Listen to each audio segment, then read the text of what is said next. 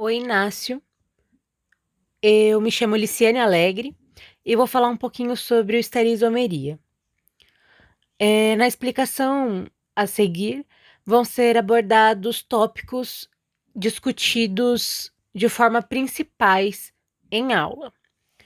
A primeira parte da explicação é sobre nomenclaturas.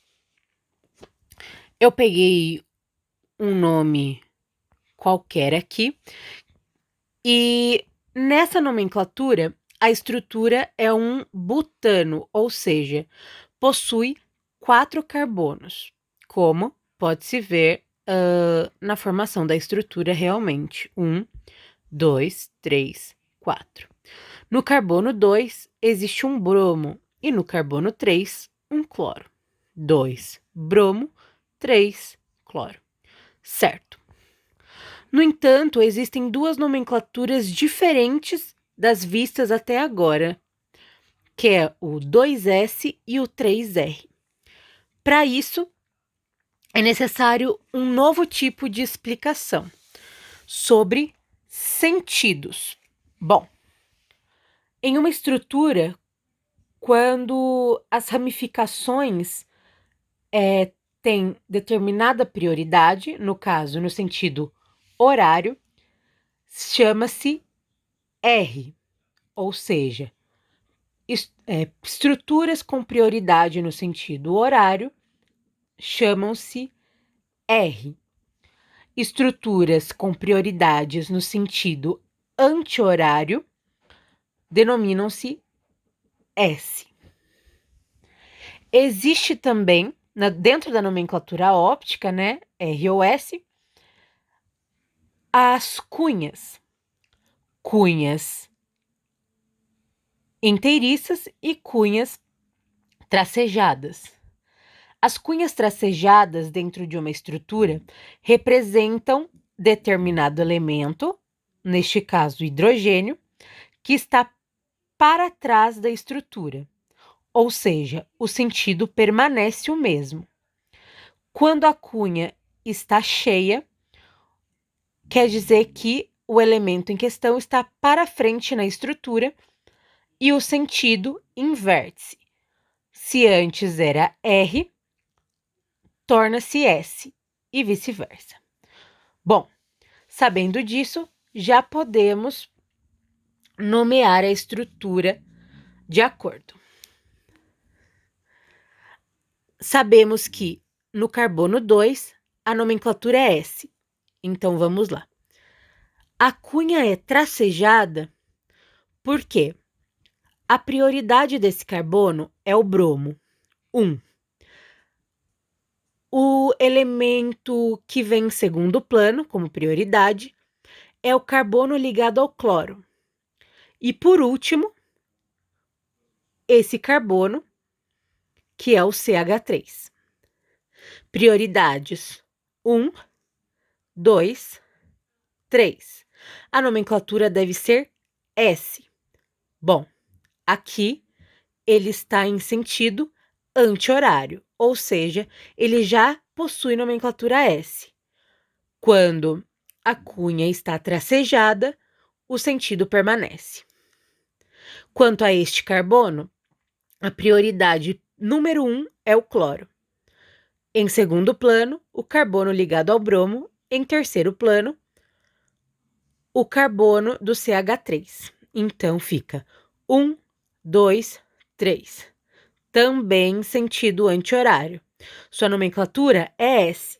No entanto, o nome da nomenclatura pede R. Para isso, para inverter o sentido, utiliza-se a cunha fechada. Existe outra nomenclatura muito interessante para ser observada.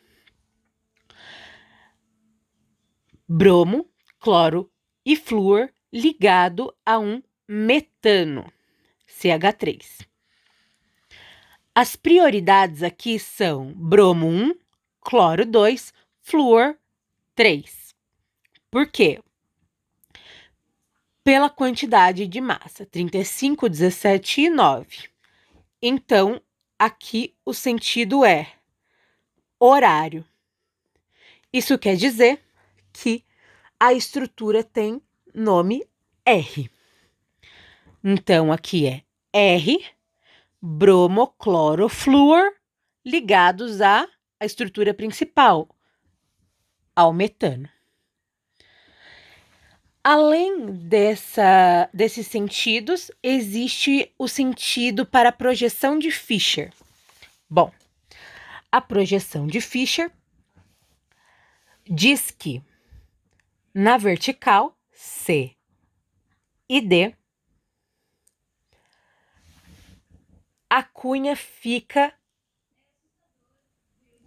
tracejada para trás. Então, o sentido permanece. E em A e B, de forma horizontal, a cunha é inteiriça, ou seja, para frente. E o sentido inverte. O treino para essa estrutura foi apenas se ela é R ou S. Bom, aqui a prioridade 1 é a hidroxila. Então, 1. Como segunda prioridade, temos o CH2CH3. E prioridade 3, o CH3. Aqui, o sentido é 1, 2, 3. Horário, ou seja, a nomenclatura é R. Para saber realmente se a nomenclatura permanece ou inverte o sentido, é preciso lembrar das projeções de Fischer. Hidrogênio está em C. C, a cunha está para trás e o sentido permanece. Então, realmente a sua nomenclatura é R.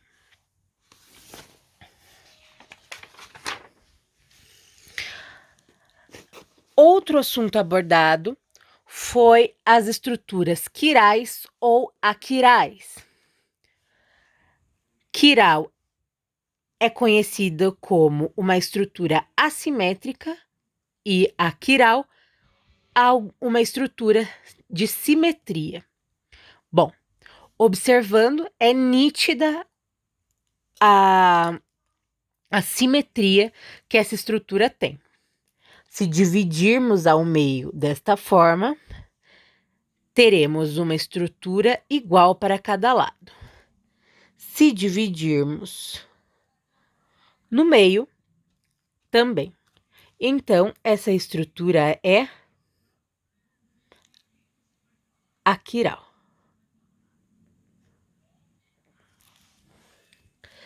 No entanto, qualquer forma de divisão dessa estrutura não terá simetria, tornando a estrutura quiral. Bom, para identificar centros estereogênicos, temos que contar. Nessa estrutura existem 2 centros estereogênicos. Podemos colocar. Para descobrir quantas representações serão projetadas, é necessário colocar na fórmula. Esse N corresponde ao número de centros estereogênicos. Então, 2 elevado a 2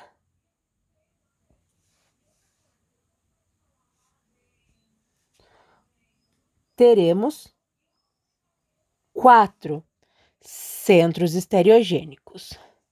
1 contando com esse e mais 3. Agora, deveremos saber se essa estrutura é quiral ou aquiral.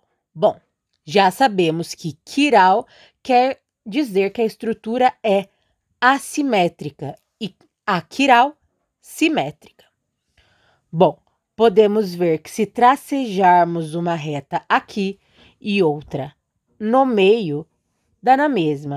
é uma estrutura simétrica, ou seja, é uma estrutura aquiral. Bom, mas ela é meso? Sim, as estruturas aquirais são meso. Então, sim. Quanto aos enantiômeros e diastereoisômeros, bom, enantiômeros são isômeros com imagem especular um do outro, ou seja, há um espelho entre as imagens de isômeros. No entanto, elas não são sobreponíveis, apesar de espelhos. Para os diastereoisômeros, os ligantes são iguais e podem estar de um mesmo lado do plano ou de lados opostos. É uma nova nomenclatura para cis e trans. É possível ver essas estruturas aqui. É presente um enantiômero, pode-se ver claramente que esta aqui é o espelho do isômero principal. Bom, de frente um para o outro, em extremos opostos, virados para a mesma direção. São espelhos. No entanto, se sobrepusermos as duas estruturas, é possível analisar que elas não coincidem seus elementos iguais. Os CH3 estão de lados opostos e os OH também de lados opostos. Os únicos que se encontram perfeitamente são os hidrogênios que estão no centro.